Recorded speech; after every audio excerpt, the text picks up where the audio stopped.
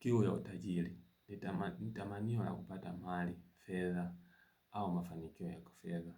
Ni kufanya kazi kwa bidii, kuanzisha biashara, kuwekeza na kuboresha maisha ili kufikia ustawi wa kifedha. Kiu ya utajiri katika biashara ni namna ya kutunza na kukuza biashara zako ili kuweza kujiwekeza katika nyanja mbalimbali, ikiwemo kumiliki biashara zaidi, kumiliki na mali zingine zaidi.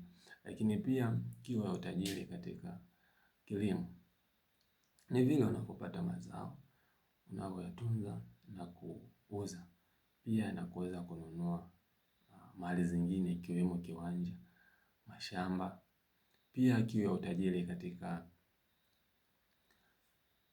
kwa wafugaji ni namna wanavyotunza mifugo yao, wanavyoikuza na kuuza, pia na kuweza kununua mali zingine ikiwemo sehemu zingine kwa ajili ya kuendeleza ufugaji wao, viwanja na kumiliki majumba na vitu vingine. Lakini pia kiu ya utajiri kwa wawekezaji ni namna wanavyowekeza zaidi, pia na kukua kimafanikio.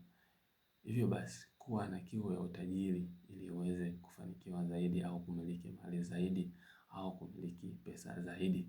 Unaweza usiwe mfanyabiashara katika hili, unaweza usiwe mkulima katika hili, unaweza usiwe mfugaji katika hili, unaweza usiwe mwekezaji katika hili, lakini kutokana kupitia kiu ya utajiri, unaweza ukawa miongoni mwa mmojawapo katika hivyo vitu, aidha mfanyabiashara, mfugaji, mkulima au mwekezaji ili kuweza kumiliki mali zaidi. Hivyo basi kuwa na kiu ya utajiri, jifunze kiu ya utajiri na uielewe.